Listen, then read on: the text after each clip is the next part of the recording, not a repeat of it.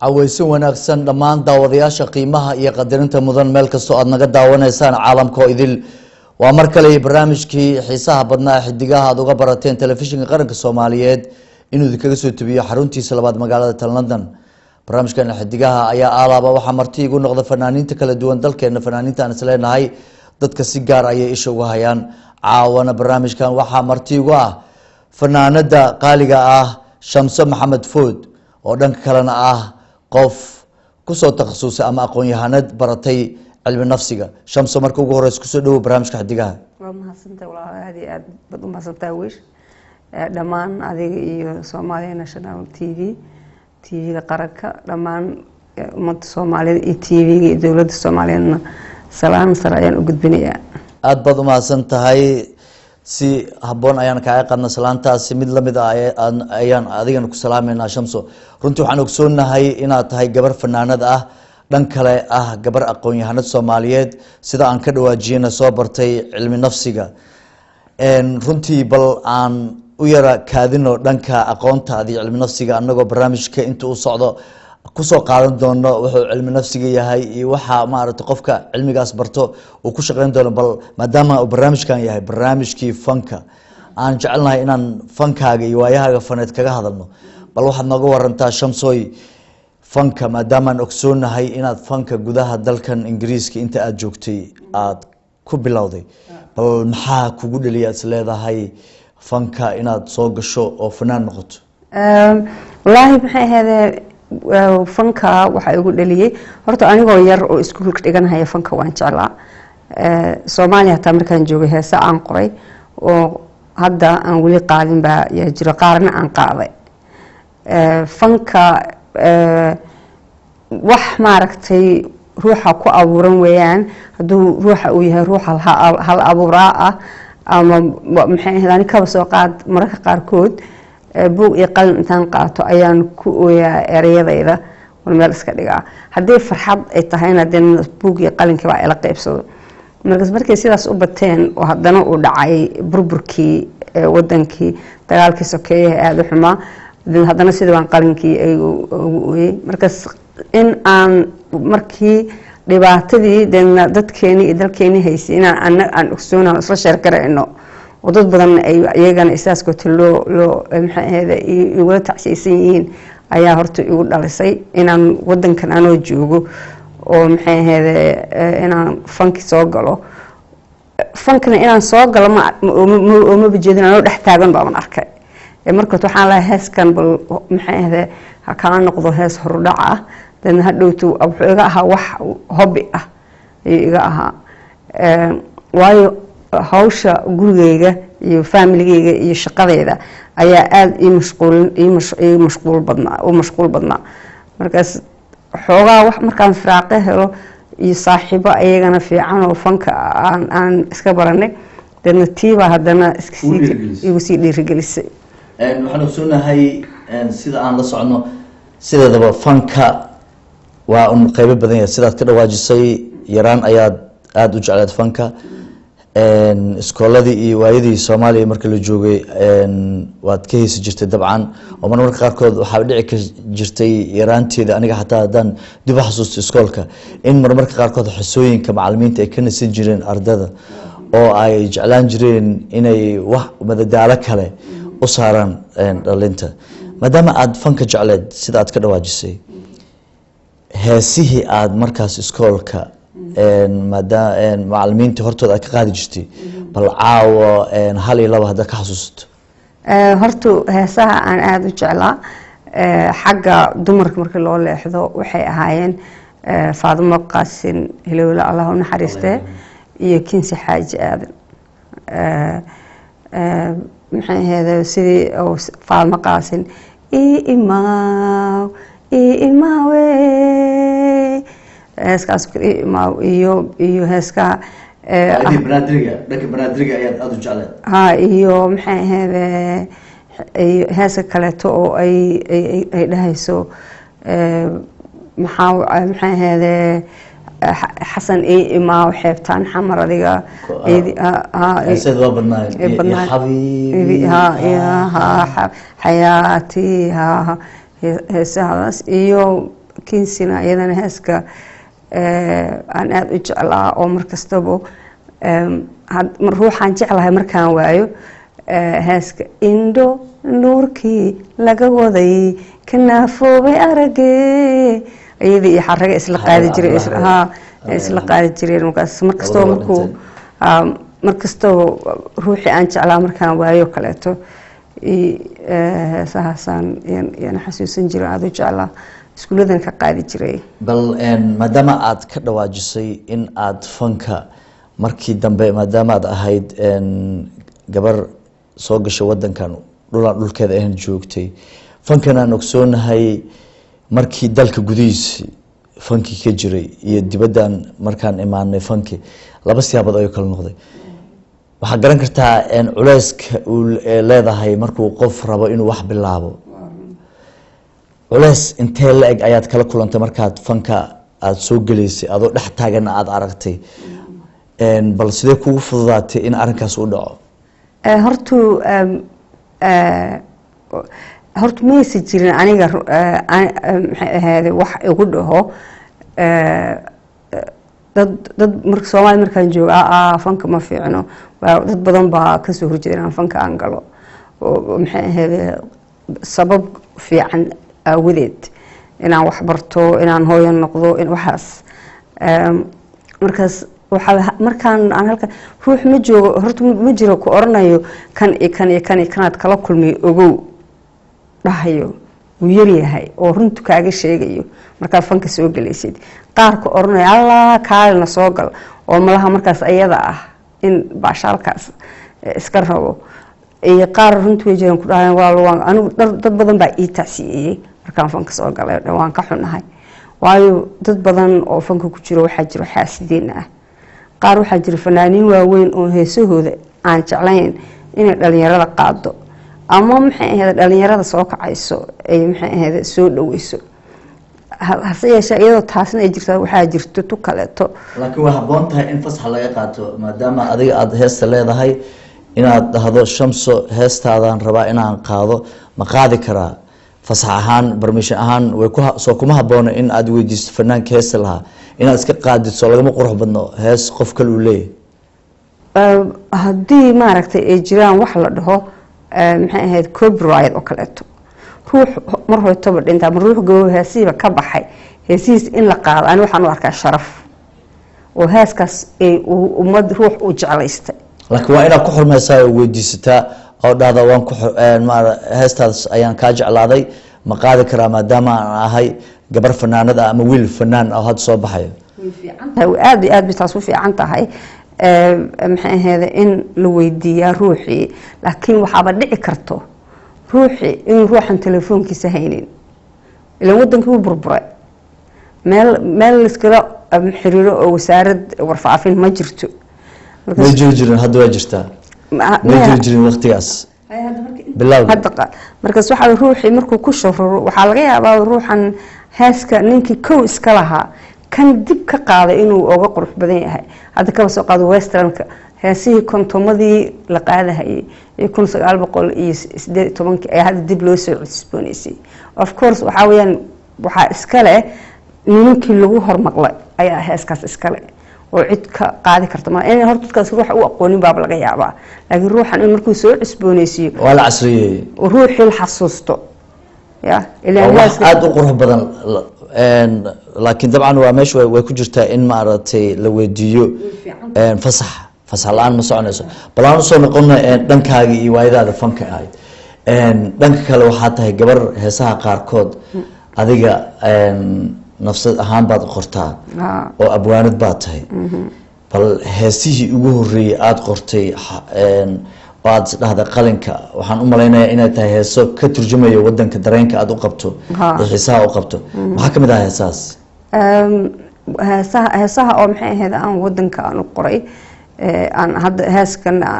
dib jir hees la dhaho intiisa badan professorka qoray aniga labadan isla qornay waa hees markii la qoray badanaa waa la iskaashtaa heeska la iskaashto ayaana fiicnaado anisaan kuleeto u arko maxay ahayd kaba soo qaad waxaan isku dayaa dalkii waxyaaluhu ku qurux badnaa inaan sheego oo maxay ahayd hadda kaba soo qaad hees waxaa jirta laama la dhaho oo laamihii geedka siisooga markuu hoos maray laamihii qasax ahaayo maaragtay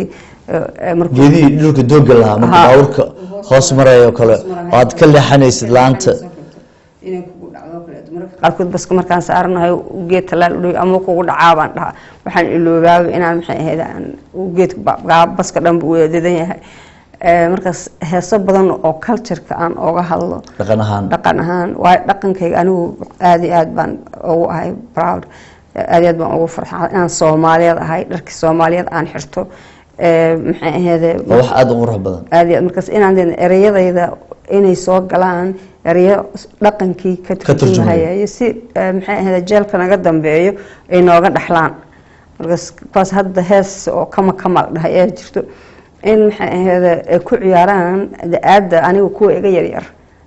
kuwa hadda soo kacahayo shukaansiga bilaabay inay ku ciyaaraan intay heesa kato ajnabi ah ay baran lahaayeen inay baraar ku ahaadaan heestaasi ma adaa qortay mise abwaan kale ayaa fikradiis kale heeskaas aniga sameeyay laxankii mirahabo waxaan ila qaadahayo isagana fanaan da'yar oo aad iyo aad saaxiib u nahay Mandela ila qaadahayo isagoo heesa badan oo isla wada qaadnay aad baad ma santaa waxaan jeclaan lahayn bal maadaama aan jeclahay in hadalkaaga aan kiskiseesto oo marba qayb dadweynaha ma aragtan daawanay inaan u soo sideeno bal heesta maadaama hees naga sugayaan caaw maadaama aad soo fadhiisatay barnaamijka xidigaha haddii waxay sugaan waa hees ay nagula raaxaystaan heesta ugu horeyso ma waxaan ka dhignaa heesta hadda aad magacaawday kama hees kama ayaan ka dhignaa aad baad mahadsan tahay dib ayaan kugu soo noqonayaa daawadayaal nala daawada heestii kama iyo fanaanada Shamso Maxamed Food iyo fanaanka da'da yar Mandela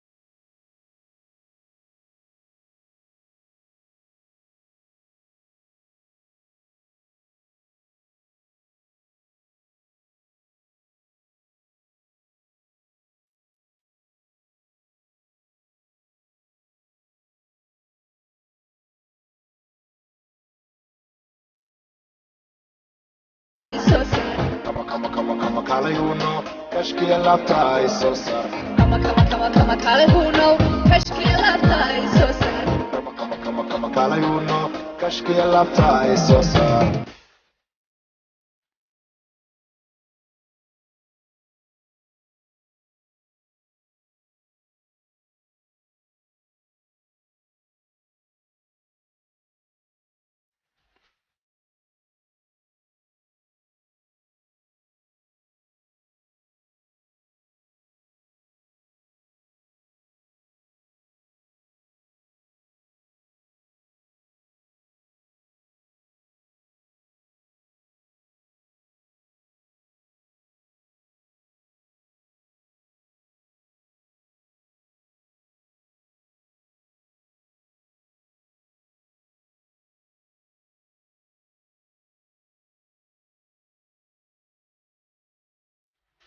markiyaan kuegaba waxbaygu kordhaye markiyaan kuegaba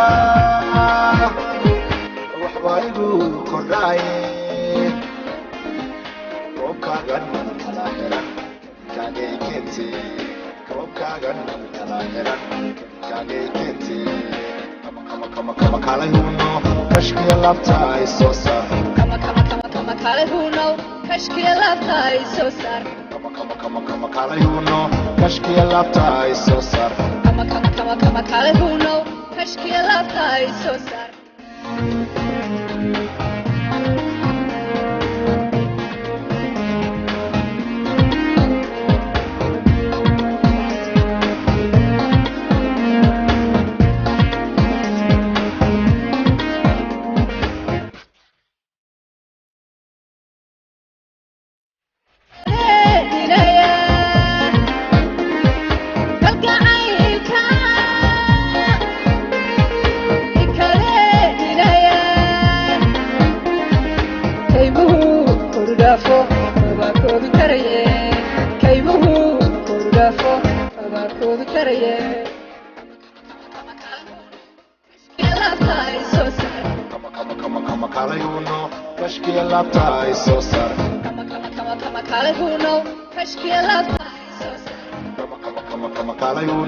kashkiya labta ay soo saar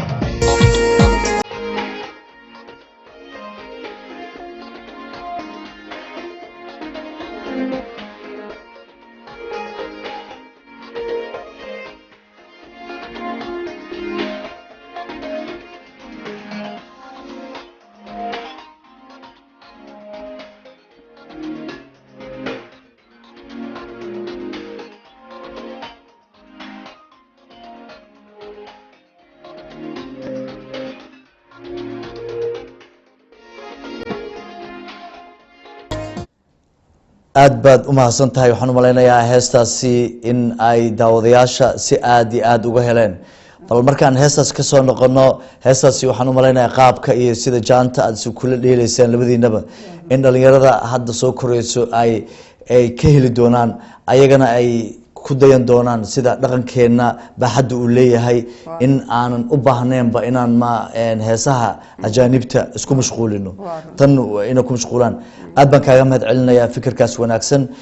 bal dhanka kale haddaan usoo noqono maadaama aan ognahay in ay heesahaagu aada usii farabateen fanka aad usii gashay bal fanka markii aad banaanka ka joogtay marka aad gudaha soo gashay oo aad fanaanad noqotay ummadda soomaaliyeedna ay aada ku barteen heesahaaga aada u barteen dhanka soomaalinimadana aada iyo aada lagugu yaqaano laguguna barto oo marmarka qaarkood aan arkaba inaad meelaha xafladaha calamadii ilaa iyo maaragta korkaaga cidiyaha meel walba aad calankii kusoo sawirato imise sano ayaad moogantay horta wadankii wadankii horta waxaan kasoo baxay soddonkii bishii 6aad 1985 ayaan kasoo baxay oo waqti aada u fog waa intuusa burbur ka dhicin ka hor ka hor waxaan rajeynayay intaan iskuul halkan ooga baxo haddana ilaa iyo dugsiga hoose dhexe aniga Soomaaliya kuma soo dhamaysanin nasiib waxaan u yeeshay horta waxa jirto horta wax kasta kugu dhacaya Ilaahay weynaha macbuudka og wax kastana in la shareysto ma aha hadda ka soo qaad Soomaaliya way burburtay waxa weeyaan dhinac qasaaro weyn baan yaan arag dhinacna waxa markii la Chinese-ka iyo Asian-ka maxaa la dhahaa 300 sano waxay u dirihayeen ayaan muddo 25 sano gudahood ku helnay taasoo ah maxay ahayd kumaan Soomaali ah ayaa Norwegian ah oo Norway cilmigooda dhan yaqaan haddana thousands iyo million Soomaali ah ayaa westerns ka dhan ku soo wad kartay cilmigaas waxay dib oo la laabanayaan wadankoodii nin walbana wadankiisa uu ku taahaya markaas waxa weeyaan taasi horta tacliinta waxay ii siisay fursad anigoo wax bartay oo dhamaan si dhamaysanay iqixi iyo dawaagaas qaxootinimana jirin wax free ana aysan jirin wax kastaba xoog maxay ahayd ku soo saaratid inaad iskuulka iska bixisid meesha degays iska bixisid waxaad cunaysid iska bixisid markaas waxaan dhahaa marka qaar dadkan waxa looga dhigay xorta een wixii baranaynin hadday waagi imaan lahayn wax bay baran lahaayeen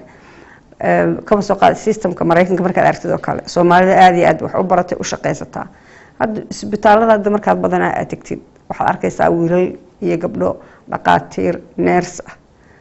waxaa kulli specialist iyo consultants markaas kuwaas wadankani way wada noqonayaan markaas taas maxay ahaydee in markastaba dhinaca madow laga fiiriyo burburkii nagu dhacay waayo dawlad kastaba burburku way soo martay dhinac madow in laga fiiriyo maaha markaas heeso maaragtay rajo wanaagsan ayaa soo muuqato maadaama ay intaasoo kun oo Soomaali ah ee wadamadan ay u soo hayaameen wax ka barteen waxna ka qabsadeen dalka haday dib ugu loo noqdaan maskaxdoodii waxa imaan karta in wadanka horumar degdeg u ku talaabsado aad iyo aad aan saan kale tuba aaminsanahay waayo waxa weeyaan dhul aadan lahayn weligaa ay Allah dhulkaaga kuma noqonayo waa dal aadan lahayn dareen ku joog waay garti ama dhul aadan lahayn dhaxanta kaama tiro maxay ahayd markaas waxa weeyaan cunuga asagoo aan Soomaaliya arkin lagu dilo Soomaalnimo tahay in Soomaaliya ma ogaanahay maartay iskuulka maartay in markuu dhiganayo asagoo primary dhiganayo Soomaalnimo lagu bushkaray asagoo Soomaali waligiisa hooyisa taa in arkin bal laga yaabaa markaas waxa weeyaan carruur dadkaas yar oo soo kacayo heeso ay ku ciyaaraan heeso ay lagu maaweeliyo annaga heesaha Chinese kana la baraa oo carruurteena ay ku ciyaartaa maxaa u diiday in kuwa Soomaaliga ay bartaan ani taasan taaganahay hooyooyinka iskuulada carruurta keeno Chinese-kii maxay ahayd Hindiga ayaa la baraa markii assembly-ga ay leeyihiin dadna in dhaqankii Soomaaliga la baraa markaas yaa bari karo Soomaali kale oo heesi karto oo ciyaari karto isku daydo inaad iskoolada iyo meelahaas ugu tagto 8 iskuul baan la shaqeeyaa oo maxay ahayd hal kamid uu yahay aan maxay ahayd lacag isiya inta kalena waxa uu shaqeysaa free wali transportkayga hataa ma bixiyaan adaa iska bixiso markaas waxa weeyaan aniga iskuma samaynayo aan isku sameeyo ilmahan inaad badbaadiyo markuu dhaqankiisa qurux badan u arko markuu arko heesaha Soomaaliga way fiican oo sidan bay oo sideed u maleyn jirtay miya Soomaaliya tagtay markaas aan ku baro dhaqanka Soomaaliya gurbaanka in lagu garaaco in lagu garaaco in sharax la ciyaaro in shiribka la ciyaaro in dhaantada la ciyaaro in kabeebeyda la ciyaaro buraaburki markaas anaga teeda kale waxaan ahay carruurta waxay weyn wadanka East Africa Horn of Africa la dhaho Suudaan baa naga weyn wadamada ugu waaweyn ku jira iyo wadamada ugu xeeb dheer iyo wixii markaas wixii dinaan soo gelin erayadii lagu heesay si ay u fahmaan iyo magaalooyinka hataa lagu soo tiriyo carruurtu si ay kala bartaan ciyaarka inta ilaa nasiib uma helin bina wadankooda ku noqdaan aad baad u mahadsan tahay Shamso bal aan dhanka kale maadaama aan waqtiga ku xisaabtamayno aan cabaarna intaan sheekeyno hadana heesta kale aan dadweynaha rabno inaan u soo bandhigno heesta labaad caaw heesta labaad maxay ahayd waxaan jeclahay in laga dhigo dibjir heestaas oo heesahayga wadaniga ku ugu horeeyay tahay erayada kamid ah daraataan anigaba dawlad calan lahaay maantana docdaan dalxiis ima keenin markaas adigoo wiil Soomaali oo qurux badan oo mutacalmadana markuu ku aad ka aqli badan tahay ama isku aqli tihiin oo ku arko inuu ka hooseeyo oo kugu dhaho damage baa tahay psychological ahaan way ku dhibaysaa bas in aan dareensiyeedna dadka yimidna inay meesha dalxiis u imaanin ee dhamaanayso sheekadu dana keentay ama video ahaan baan heestaas mise caawa studio nooga qaadaysaa ma video ahaan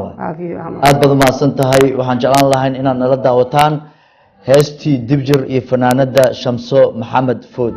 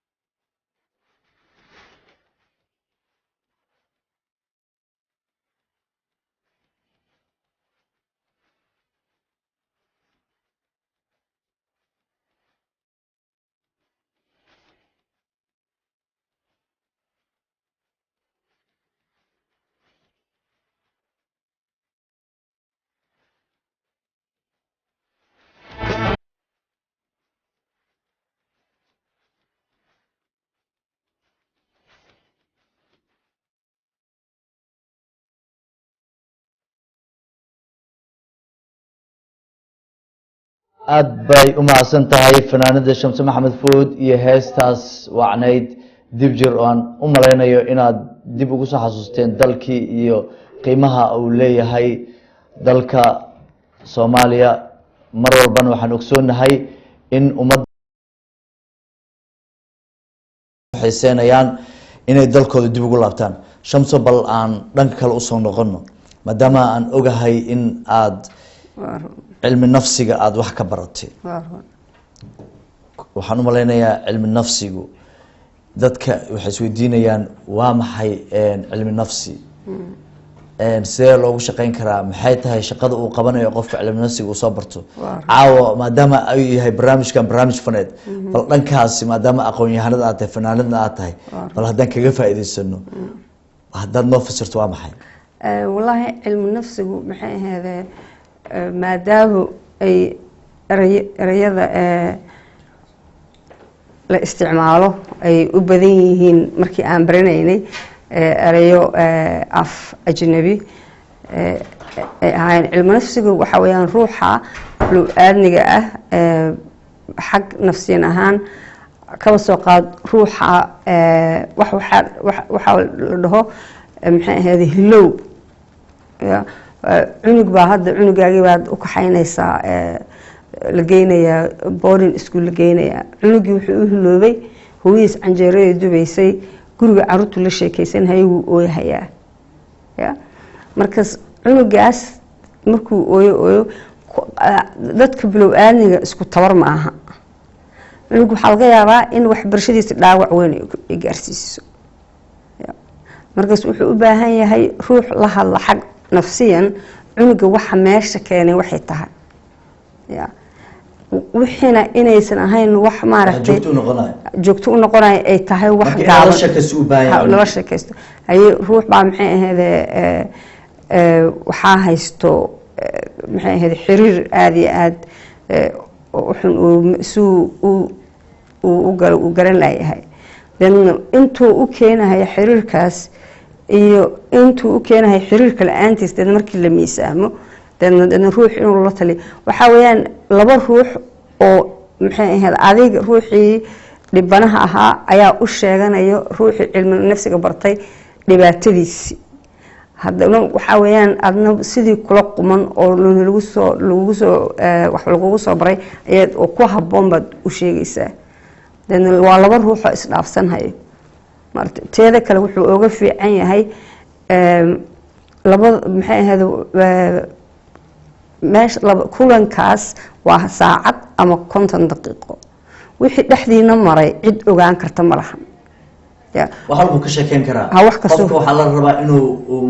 depressionki ama culayski saarnaa inuu dego nafiso. wax ogaan kara ma lahan.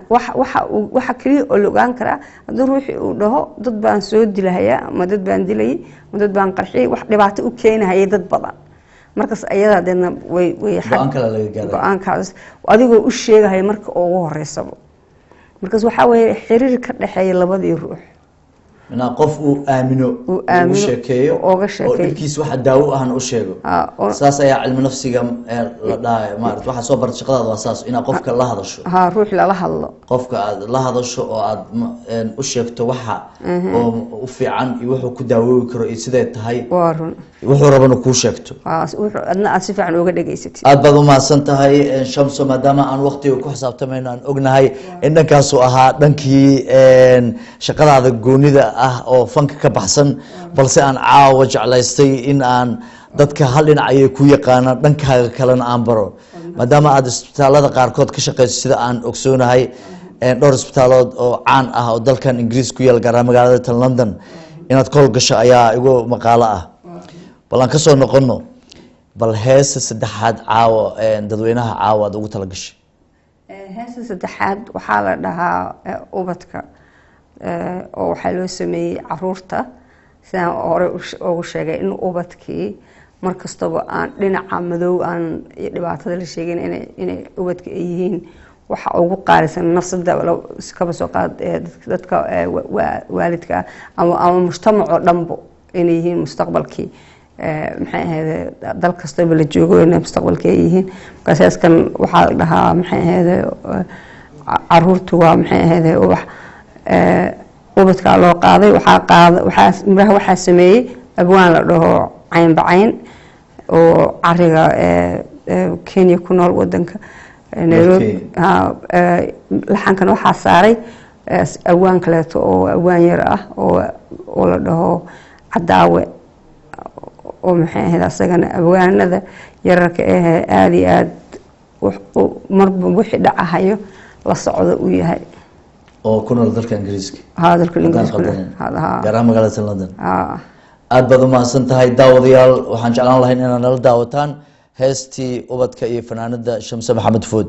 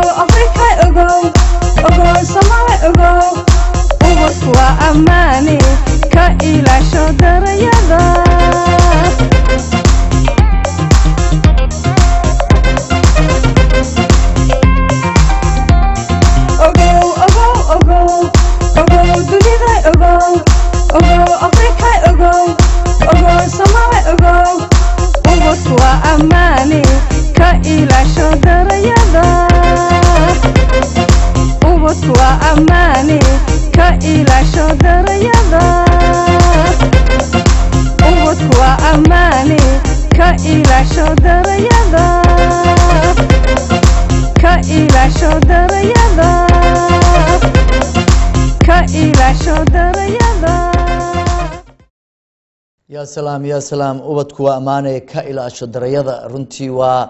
wax dhab ah ubadka waxay u baahan yihiin mar walba xanaano dheeri ah runtiina qof walba ama cunug walba meesha uu ka soo kaco ayaa laga garanayaa si uu eegyahay banaanka markuu soo baxo hooyada iyo aabaha wanaagsanna akhlaaqda ay u dhiibaan ubadkooda waxaa laga garan karaa ubadka marka uu la macaamilayo umada kale ee Soomaaliyeed umada kale uu mujtamaca uu la nool yahay ama mujtamaca uu wax kala dhaxayaan aad baad u mahadsan tahay adigii abwaankaba maadaama ay u baahan yihiin ubadka Soomaaliyeed mar walba in la isku baraarujiyo in ay ku barbaaraan nolol ka wanaagsan dadka kale caalamka ku nool maadaama ay u qalmaan ubadkeena balaan u soo noqono Shamsoy ugu dambeyntii maadaama aad tahay fanaanad muddo dheerna aad kusoo jirtay hadda fanka ilaa ay dhowr sano mise ayay tahay hadda intaa fanaanad ilaa iyo 2006 2006 hadda waxaan u malaynayaa waa ku dhawaad 8 sano waa 10kii ayaad kusii socotaa muddo yar ma aha waxaan u malaynayaa cunugii waqtigaas dhashaba inuu hadda maaragtay intii ka horreysay usoo hinraagayay ay niyadda ayaad ka ahayd fanaanad lugna kugu jirta lugna dhanka kala shaqada maadaama culaysyo badan iska jireen waqtigaasi bal ugu dambeyntii maadaama aad ogsoon tahay fanka Soomaaliyeed haddii aad fiirisay adigoo dhalinyarna aad kasoo tagtay dalkii gudihiisii fanka siduu u socon jiray iyo fanka hadda socdo haddaad aad isbarbar dhigto maxaad is leedahay way ku kala duwan yihiin maxaadse kula talin lahayd fanaaniinta Soomaaliyeed in aad caawa adoo ka faa'iideysanayso barnaamijkan hawada u mariso والله هرتو فنكي هراء الصوماليين ما نكستو ما عندك قدام بس فنكو إسبدليا ميوزك بيت كيسي تون كيسي إسبدليان سيدي مارتي سيجستي لو عيارها ركون روكا إن بدنا أبوانين الصوماليات أي اسكود ديان جال كمان تجو وحياة أي اللقب كران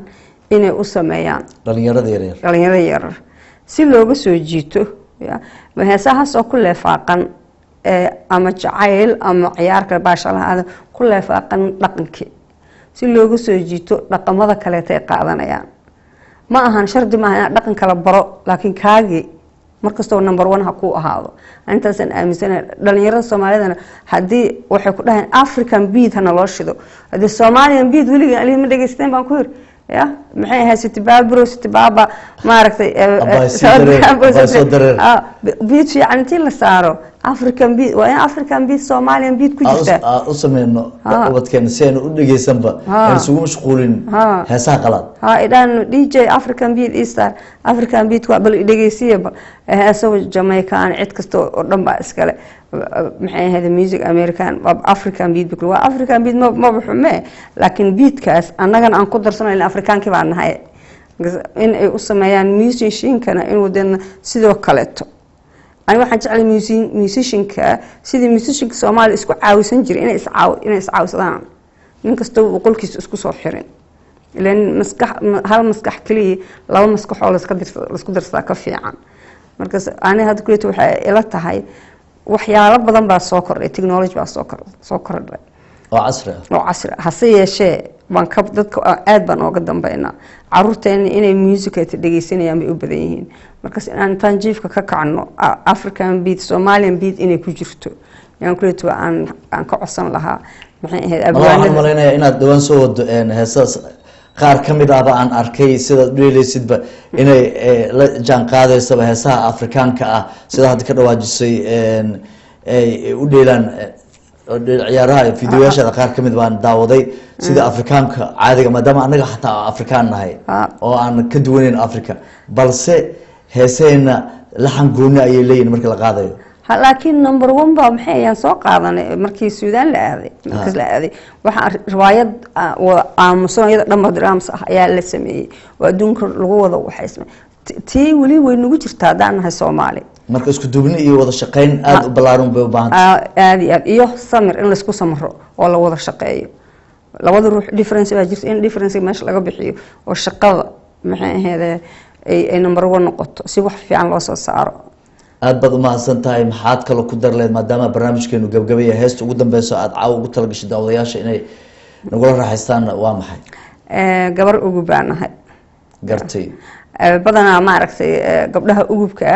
dadna wiilka inay u geeraraan u gabiyaan u saaraan dan justice oo kale to gabar uu gabdhaha ugubkoodeedna la gursanayo rag doonkaadeen inay waxaan jeclaynaa hub ay browr ay ku ahaadaan taasi SSC alifay miraha iskale maxay ahayd gabar ugu baanahay laxan kale iskale mirahan waxa sameeyay maxay ahayd abwaankii aan horeybo aad haddana korna aan ku sheegay cadaawe ayaa ii saaray maxay ahayd aniga iyo erayada asaskale laxanka aniga asaga waan isla shaqeynaa inta badan maxay ahayd laxanka qaybaad ka leedahay laxanka asaga ii saaray mirihi aniga sameeyay miraha adaa iskale laakiin badanaa waan wada shaqeynaa dad oo isku maskaxdooda aad u wada shaqeysa ayaa aad baad u mahadsan tahay sida sharafta leh aad barnaamijkan igala soo qayb gashay waxaan ku rajeynayaa ilaahay hadduu ka raali noqdo in marar kale oo saan ka fara badan in aan wada kulano iyo barnaamijyo kuwaan ka ballaaran allah awoodda leh hadduu ka raali noqdo aad baan kugu mahad celinayaa Shamsu aad baa u mahadsan tahay aad iyo aad baad u mahadsantihiin daawadayaasha qiimaha iyo qadarinta mudan waxaan idinku dhaafeynaa heestii ugub iyo fanaanada Shamse Maxamed Food waa barnaamijkeena xidigaha caawa martiga ahayd fanaanada caanka ah Shamse Maxamed Food waxa idin daadinaya barnaamijka anigoo ah Cabdullaahi Xasan Maxamed Wiish xagga farsamadan waxa ila qaabeynaya Camri Yare inta aan barnaamijkan kale kulmi doono anigay dhammaan bahda farsamo yaqaanada waxaan ku dhaafeynaa nabadgelyo